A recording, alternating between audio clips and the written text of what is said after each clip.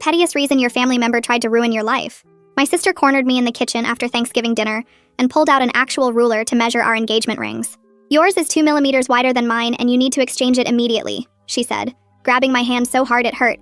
Older sisters get the bigger diamonds. My fiancé had saved for 2 years to buy my ring and I wasn't returning it. That's not how engagement rings work, I said. Mine is a full carat and yours is clearly 1.5, she said, pulling out a jeweler's loop. Either you downgrade or I'll make sure that ring disappears.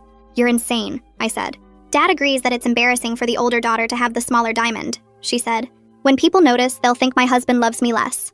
Her husband looked exhausted when she dragged him in to back her up, and he mentioned he'd already spent $20,000 on her ring. 2 weeks later, she filed a lawsuit claiming I'd deliberately chosen a larger diamond to humiliate her and damage her marriage. She hired a gemologist as an expert witness to testify about the psychological impact of diamond size disparities between siblings, and demanded I be forced to downgrade to a half-carat ring. She brought charts showing how cultures worldwide respected birth order in jewelry distribution, and tried to get a restraining order preventing me from wearing my ring in public. The judge asked if this was a joke before dismissing it, but she stood up and accused him of not understanding sister dynamics and diamond hierarchies. After months of her posting comparison photos of our rings online, she showed up at my engagement party with what she claimed was a 3-carat diamond upgrade. She made everyone stop to admire it, but when she held it up to the light, it was obviously cubic zirconia from the way it sparkled wrong.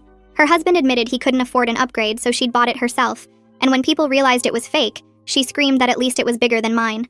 She pulled out a portable diamond tester to prove mine was fake too, but when it confirmed mine was real, she threw it at the wall and said the machine was broken.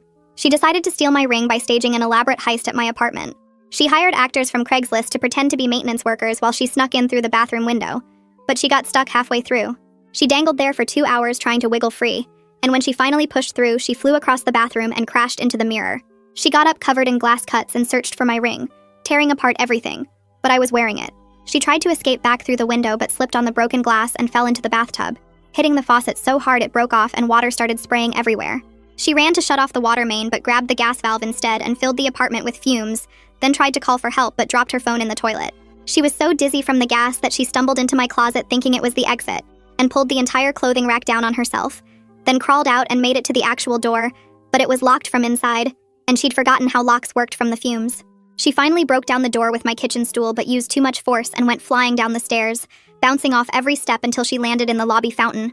The impact knocked out 3 teeth and broke her jaw, and when she tried to explain to the paramedics what happened, she couldn't talk properly, and they thought she was having a stroke.